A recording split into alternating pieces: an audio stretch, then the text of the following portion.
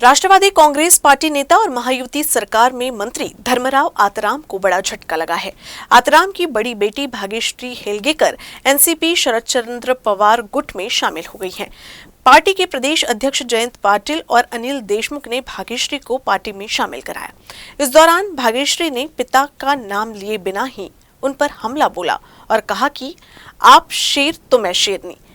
वही परिवार तोड़ने के आरोप पर कहा कि पहले अजित पवार परिवार तोड़ने का आरोप स्वीकार करें। पिछले कई दिनों से चल रही चर्चाओं पर बुधवार को विराम लग गया।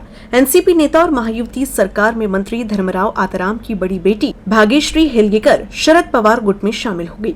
अहिरी विधानसभा में शरद पवार गुट द्वारा आयोजित कार्यक्रम में पार्टी के प्रदेश अध्यक्ष जयंत पाटिल और अनिल देशमुख ने भाग्यश्री को पार्टी की सदस्यता दिलाई। इस दौरान बोलते हुए भाग्यश्री ने बिना नाम लेते हुए पिता को चुनौती देते हुए कहा कि अगर आप शेर हैं तो मैं शेरनी हूं। वही परिवार तोड़ने के सवाल पर भाग्यश्री ने कहा कि अजित पवार मुझे ज्ञान दे रहे हैं, मुझे बोलने से पहले उन्हें खुद स्वीकार करना चाहिए, उन्होंने परिवार तोड़ा है।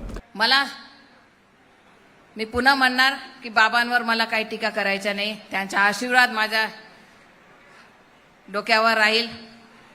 पण मला राग याचा आला की आदरणीय दादा त्यांनी मला म्हटले की वस्तादांनी एक डाव राखून ठेवलेला आहे, मी जे चूक केली ते तुम्ही काय करू नका।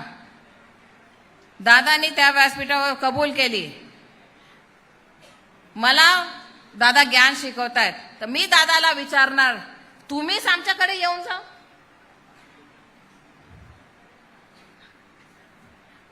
का वाईट आहे? तुम्ही इतके वयस्कर शरद पवार साहेबांना तुम्ही सोडून गेला। तुम्ही तेव्हा नाही वाटला की पवार साहेबांना सोडताना की आमच्या घर फुटत आहे आणि तुम्ही मला टीका करता की तुम्ही असं काही करू नका। हे कोणतं आहे? आधीच आपण स्वतः हे करा।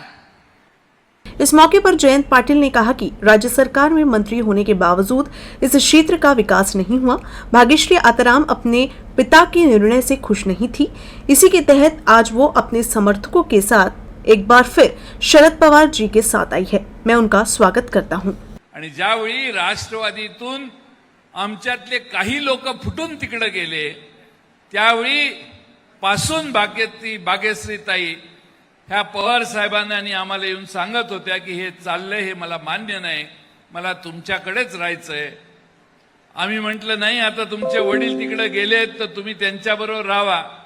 पण त्या म्हटल्या मला तो मार्ग पसंत नाही, प्रसंगी मी वडिलांशी संघर्ष करेन, पण महाविकास आघाडीमध्येच काम करण्याची माझी इच्छा आहे, तुम्ही काही आम्हाला तिकडे ढकलू नका। आम्ही चालढकल केली आणि 2-4 महिने लांबवलं, नाहीतर अतुल गण्यार पवार हा कार्यक्रम 4 महिन्यापूर्वीच झाला असता, पण आम्हीच पोस्टपोन करत करत करत पुढे नेलं। का? तर आम्हाला बघायचं होतं की भाग्यश्रीताई नक्की ठाम राहणार आहेत किंवा नाही त्यांच्या विचारावर। आणि आज मला आनंद आहे की त्यांनी ठामपणाने आपली भूमिका आज आपल्या सर्वांच्या समक्ष जाहीर केली।